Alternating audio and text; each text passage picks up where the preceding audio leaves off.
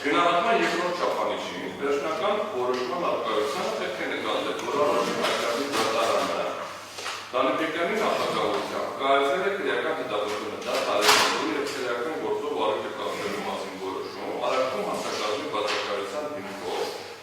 որը թե վերաքննիչ դատարանի, թե վճռաբեկ դատարանի կողմից չի գնահատվել որպես դատական սխալ, նյութական իրավունքի սխալ իրավունք չկա, կարող նայեն վերաքննիչի որոշումը, կարող նայեն վճռաբեկի որոշումը։ Նյութական իրավունքի սխալ կիրառման մասին որևէ ձևակերպում չկա, չի ասում դատարանը սխալ է գնահատել փաստերը, չի ասում դատարանը սխալ է գնահատել նյութական իրավունքը։ Ընդհակառակը, թե դատապարտությունը, թե վերադարձ դատարաններն ընդունել և ճանաչել են, որ Ռոբերտ Քոչարյանի արարքում առկա չի քրեական օրենսգրքի գոյություն չունեցող 301-րդ հոդվածով ենթադրաբար նկարագրված ինչ-որ բանի հատկանիշներ։ Սա Պանիչերի պաստակարով նայենք գլխավոր դատախազի վճռաբեկ բողոքը, նայենք դատարանի որոշումը վճռաբեկ, նայենք վերաքննիչ դատարանի որոշումը, վերաքննիչ բողոքը, ոչ մի տեղ չկա մի հատ ընդդում, որ իրականում Ռոբերտ Քոչարյանի արարքների մեջ կար 301 հոդվածի ինչ-որ ձևակերպումներ։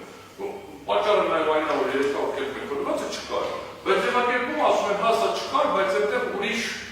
որակում կար, ուրիշ արարքի տվյալներ կար։ Կարող ունեն բողոքը ուրիշ արարք ձևակերպումն է օգտագործում։ Այն պահից ի վեր, երբ սահմանադրական դատարան իր որոշմամբ արձանագրեց Ռոբերտ Քոչարյանի վերաբերող քրեական օրենսգրքի 301 հոդվածով սահմանված հանցակազմի հակասահմանադրական լինելը, տվյալ որոշմամբ և հաջորդիվ իրականացված վարույթային գործողություններով բովանդակային տեսանկյունից, ընդ որում միետից եմ գալիս այդ ում բովանդակությունը պետք է նայել, արձանագրվեց քրեական օրենսգրքի հակասահմանադրական և գոյություն չունեցող 301, բայց որպես մեղադրանքի հիմքում դրված 301-րդ հոդվածով առաջադրված մեղադրանքում Ռոբերտ Քոչարյանի արդարացված լինելը։ Ընդ որում, թե առաջին արձանի դատական ակտերով հաստատվեց Ռոբերտ Քոչարյանի արարքում հանցակազմի բացակայության փաստը, իսկ վճռաբեկ դատարանը չհետքելով այդ փաստը պարզապես դատախազի տվել է երկրորդ փորձի իր հնարավորություն։ Հիմա պետք է մենք քննարկենք, արդյոք գլխավոր դատախազը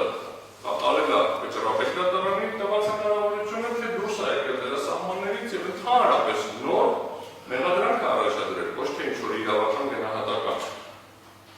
Այլ կերպ ասած, թեև ձևական իրավաբանական առումով առաջին արձանի և վերաքննիչ դատարանների կայացրած դատական ակտերը բեկամվել են վճռաբեկ դատարանի կողմից, սակայն նրանց կողմից հաստատված Ռոբերտ Քոչարյանի արարքում հանցակազմի բացակայության փաստը վճռաբեկ դատարաններ է ընդունել։ Ըստ էության վճռաբեկ դատարանը ասել է հանցադեպ է գերել, պետք է հանցադեպի հարց չլներ, հանցակազմի հարցը էր, նախկին քրեական դատավորության օրենսգրքի առաջին համապատասխան հոդվածի առաջին երրորդ կետերի խնդիրադեպեր ներողություն։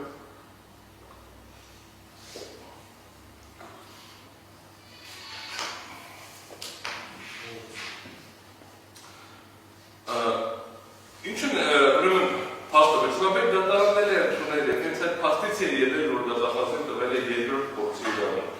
Ինչը նշանակում է, որ Ռոբերտ Քոչարյանի հետ նրան ներսագրված քրեական մեղադրանքի բովանդակությունը կազմող արարքի կապակցությամբ պետության իրավահարաբերությունները վերջնականապես դադարել են։